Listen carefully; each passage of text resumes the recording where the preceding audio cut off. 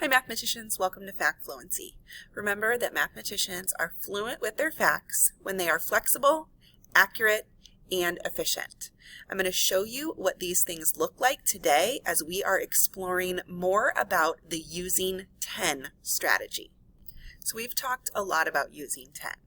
We've talked a lot about numbers that make a nice equal group of 10 and how we can use those pairs to be accurate, efficient, and flexible with solving facts. And some problems make it really easy to use 10. If I gave you the addition sentence 14 plus 6, you probably know, well, 4 and 6 make 10, so 14 plus 6 would make 20. That lends itself really nicely to using 10. Or if I gave you a 3 add-in addition problem like 8 plus 2 plus 9. You could easily see, well, 8 and 2 come together to make 10, and then I add the extra 9, and that would be 19. But sometimes there are problems that they don't have a nice pair that makes 10, but we can still be flexible to use 10. So this is the first problem that I want us to look at. The problem is 9 plus 8. Well, as you know, 9 and 8 do not come together to make a nice group of 10, but we're very close to a group of 10. So I modeled using 10 frames just so we could really see my 9 is only 1 away from 10, and my 8 is only 2 away from 10. So I'm going to take some from one of my groups so that I can make a 10 and then use that 10 in adding. Since my 9 only needs one more, I'm going to go ahead and take from my 8.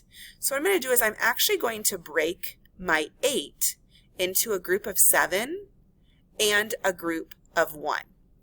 And so what we really have now is 9 plus 7 plus 1.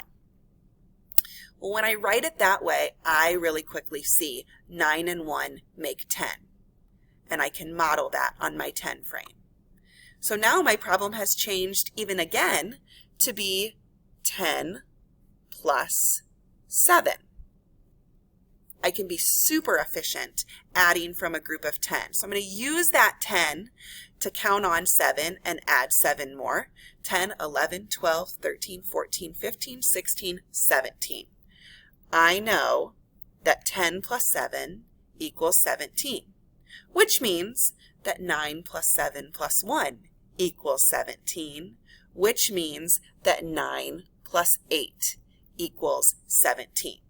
I want to try this strategy again on another problem. Okay, this problem, I'm going to use base 10 pieces just to show you how we can be flexible using another tool. The problem is 15 plus 6. So the first thing I'm kind of looking for is, do I have two groups that make a nice group of 10, or a multiple of 10, like 20 or 30 or 40 or 50? Well, 15 and 6, they don't come together to nicely make 10, and they don't come together to nicely make 20. So I can still be flexible to use 10. I just have to figure out how I'm going to make that group of 10. So what I'm going to do is I'm actually going to take some from my 6, and I'm going to add them over to my 15 so that I can try and make a group of 20, because I'm going to want to use 20. I know we call it the using 10 strategy, but sometimes we might use 20 or 30 or 40 or 50. So I'm going to split this 6 into 5 and 1. So what we really have now is 15 plus 5 plus 1. When I write it that way, it's easier for me to see 5 and 5 I know are a pair that make 10. So 15 and 5 would be a pair to make 20. So I can move my 5 right over here with my other 5, and I have grouped them into a group of 10. So now I'm going to use that group of 10, and this time I'm actually going to use a group of 20 to have a new number sentence.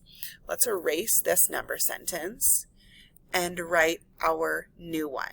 We now have 20 plus 1.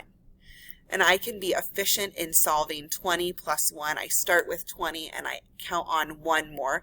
20 plus 1 equals 21, which means that 15 plus 6 equals 21.